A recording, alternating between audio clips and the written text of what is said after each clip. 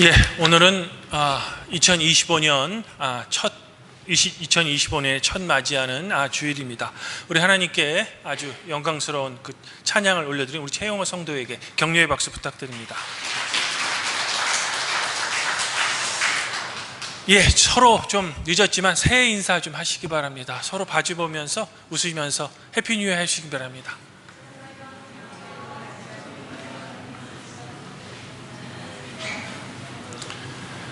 예, 오늘은 24절 유기 중에서 한 해에 맨 처음 온다는 이제 소환입니다. 그래서 이제 눈이 온 것 같습니다. 지금도 이제 눈이 오는데요.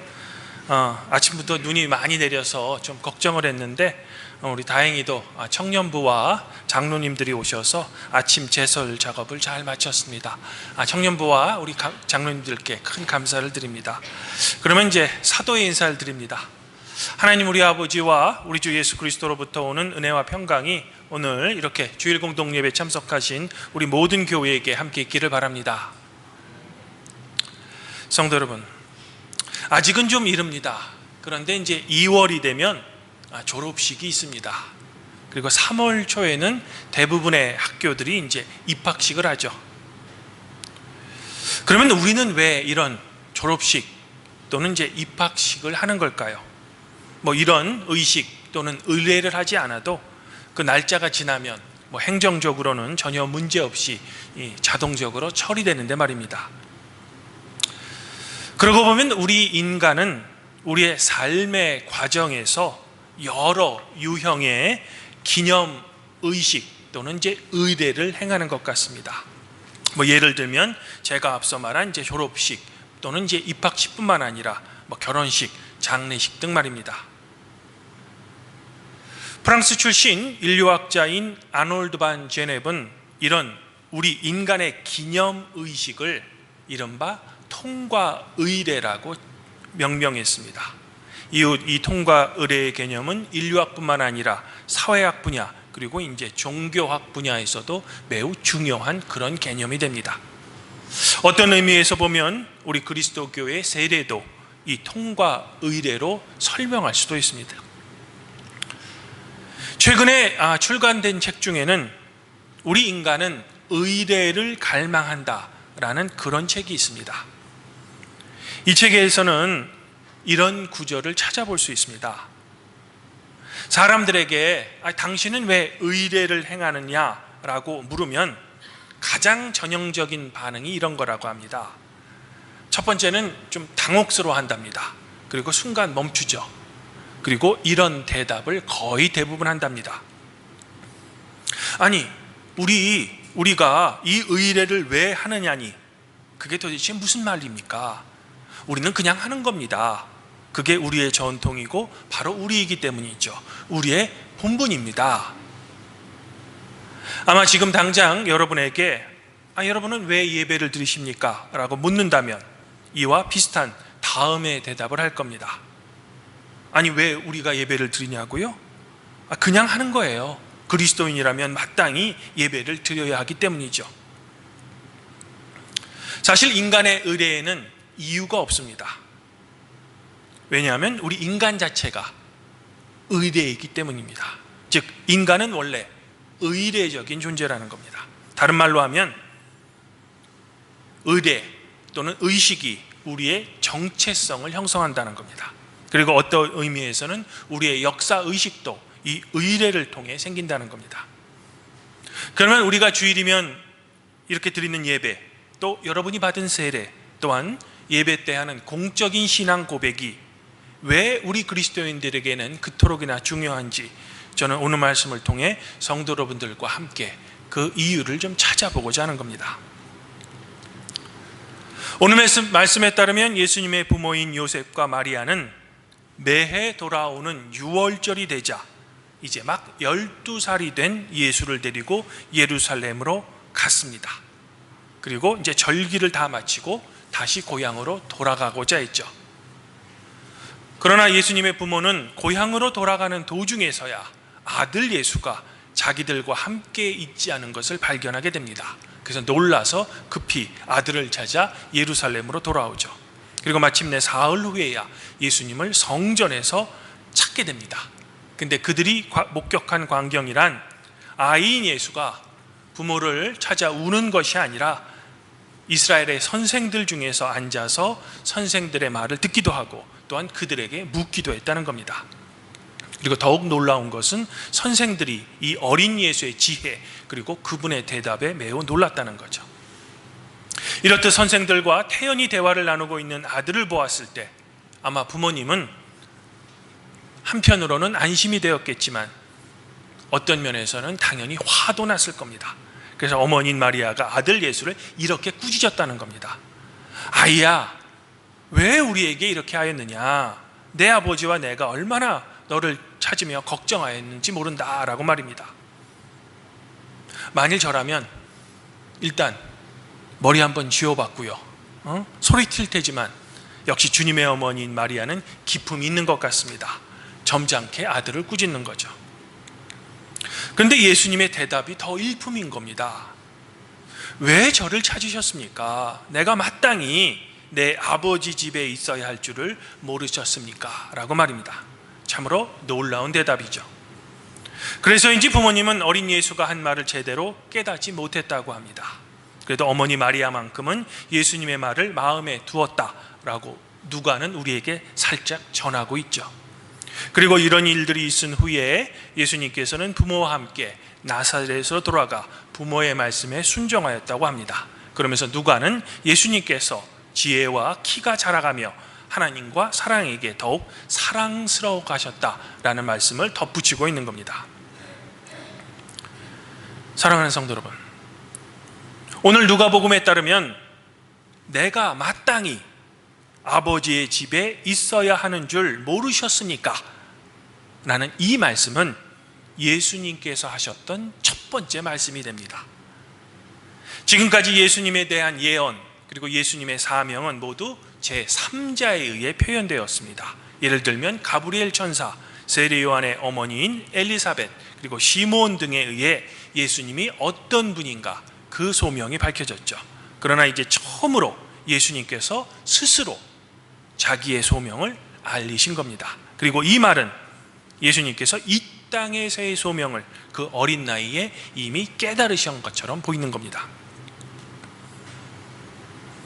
그런데 이 구절에서 제가 정말로 궁금한 것은 예수님께서는 이런 자기의 정체성을 도대체 어떻게 깨달으셨는가 하는 질문입니다. 물론 저의 이런 의문점에 대해 당연히 예수님은 하나님이시기 때문에 어떤 외부적인 영향이 없이도 자기의 소명을 저절로 깨달으셨는지도 모른다라고 대답할 수 있죠. 이에 대해 누가가 우리에게 주는 직접적인 증거는 없기 때문입니다. 그저 어린 시절에 예수님을 우리에게 담담하게 전해줄 뿐이라는 겁니다. 그런데 한편 오늘 누가가 우리에게 전해주는 예수님의 어린 시절의 이야기는 앞선 49절의 말씀을 제외하면 평범해 보인다는 겁니다. 여기서 우리는 누가가 전해주는 예수님의 어린 시절을 다시 한번 정리해 보도록 하겠습니다. 오늘 말씀을 통해서 예수님께서는 12살이 되었을 때 유대인의 관례대로 예루살렘에 올라가셨습니다. 그리고 오늘 말씀 바로 앞단락을 보면 예수님께서는 당시에 다른 유대 아기와 같이 태어난 후 8일이 되었을 때 할례를 받았으며 예수님의 부모님은 모세의 법대로 정결 예식의 날에 예루살렘에 올라가 율법에 정한 대로 제사를 드렸다는 겁니다. 즉 당시의 율법대로 또한 종교의 전례대로 예수님의 부모는 행했다라는 게 전부인 겁니다. 제가 보기에는 하나님이신 예수님의 어린 시절을 치고는 너무 평범해 보인다는 겁니다. 그렇다면 이렇게 너무 평범해 보이는 예수님의 어린 시절과 예수님께서 오늘 성전에서 자기의 정체성 그리고 자기의 소명을 깨닫는 것과는 과연 어떤 연관성이 있을까? 저는 오늘 두 가지 가능성을 성도 여러분들에게 말씀드리고 싶은 겁니다.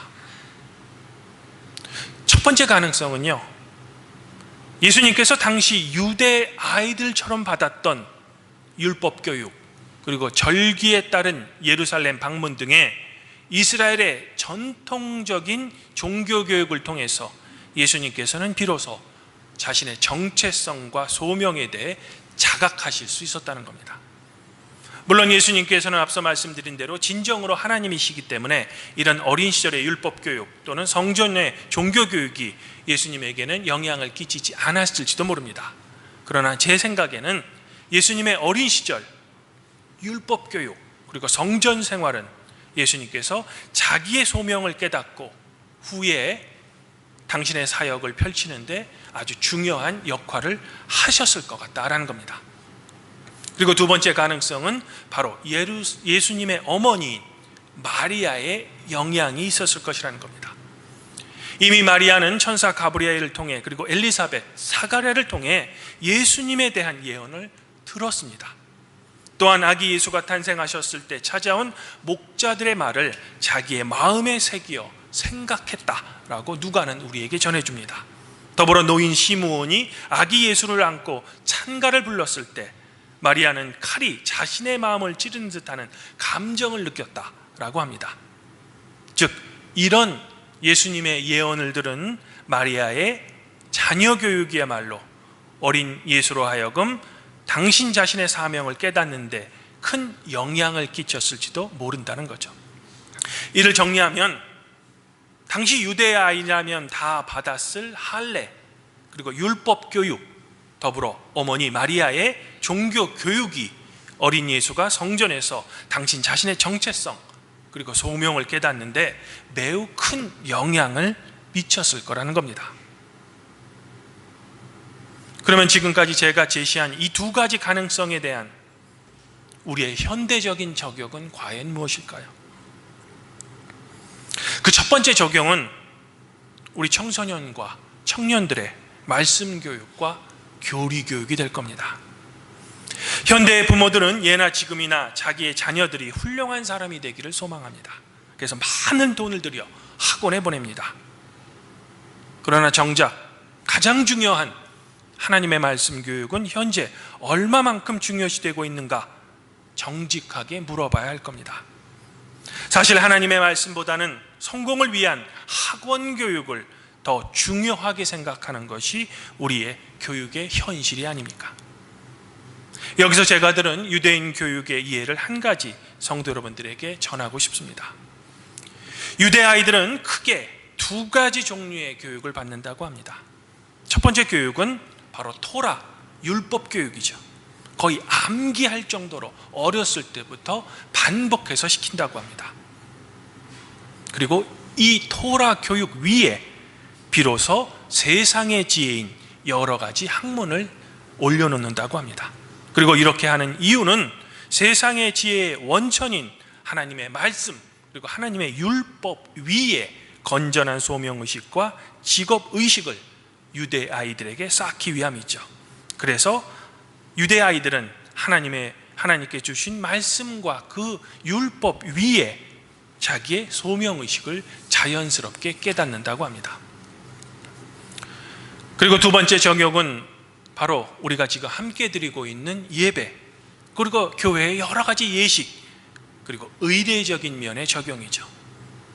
그리고 이러한 적용의 근거는 예수님께서 또 당신의 사역을 시작하시기 전에 다른 유대 남자들처럼 할례도 받으셨고 유대인의 전통을 지키셨고 유대인의 절기에 참여하셨다는 겁니다. 저는 여기서 우리 루터교회만의 특별한 예식을 한 가지 말씀드리고 싶습니다.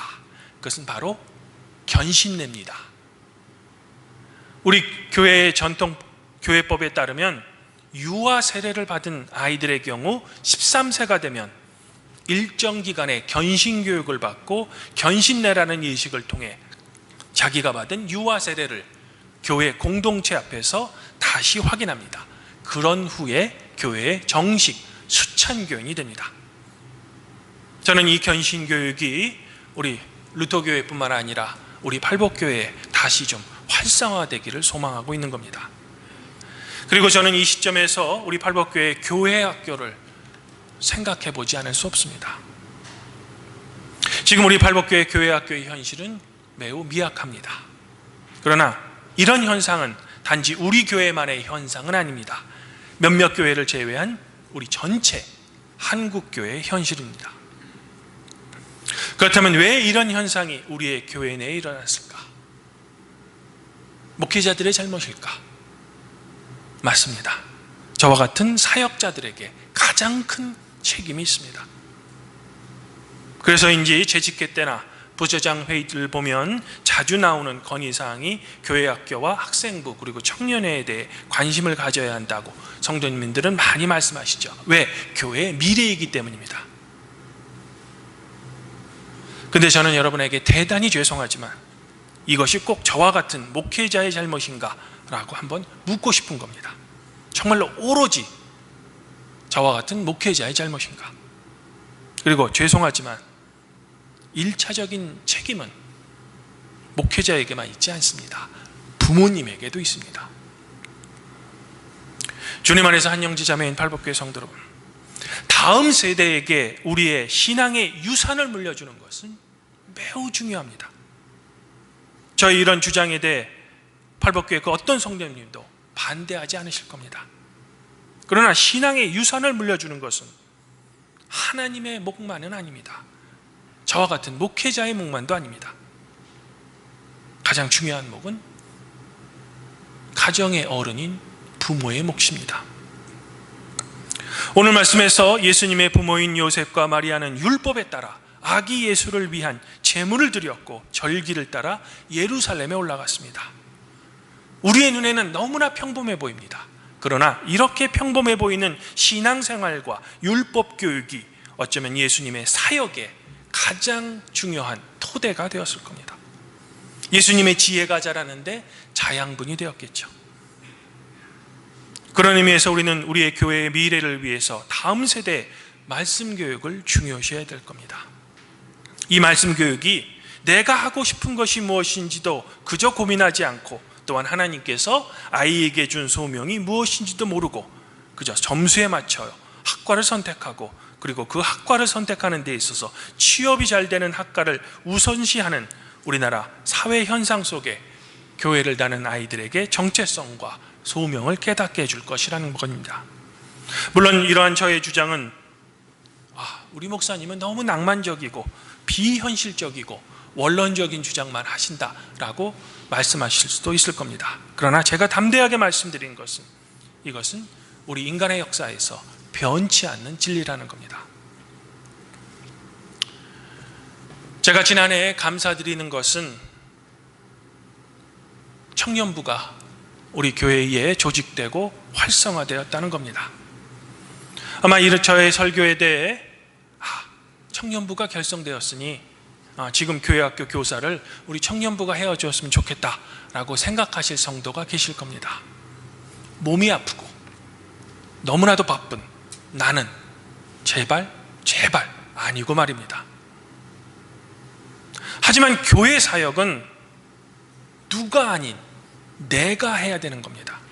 자라나는 다음 세대의 신앙교육에 중요한 것은 그저 입술로만 다음 세대가 중요하다라고 주장하는 것이 아니라 보다 실질적이고 구체적인 실천 방안과 성도들의 참여가 반드시 있어야 하는 겁니다. 그러므로 아무쪼록 올해 팔복교회 성도님들은 이제 막 형성된 우리 청년부와 교회학교의 활성화를 위해 먼저 간절히 기도해 주시기를 부탁드립니다. 그리고 입술로만이 아닌 물짐과 여러분의 행함으로 봉사해 주시기를 간곡히 부탁드립니다. 또한 교회학교 교사로도 봉사해 주시어 우리 팔복교회 어린이들 그리고 학생들 이 예수님처럼 커져갈수록 하나님의 지혜가 그들 안에서 무럭무럭 자라나 하나님과 주변의 사람들에게 더욱더 사랑스러워 가기를 저는 소망해 보고 싶습니다. 바로 그러할 때 팔복교회 아이들은 하나님께서 주신 소명을 말씀을 근거로 깨닫게 되어 자신의 미래를 주님 안에서 계획할 수 있게 되며, 그런 바탕 위에 우리 팔복교회의 미래 또한 밝아질 것입니다. 이 소망과 희망을 저와 함께 꿈꾸는 우리 팔복교회 공동체가 되기를 지금 이 시간 여러분에게 축원드립니다. 그리하면 모든 지각에 뛰어나신 하나님의 평강이 그리스도 예수 안에서 성도 여러분들의 마음 그리고 생각을 지켜주실 것입니다.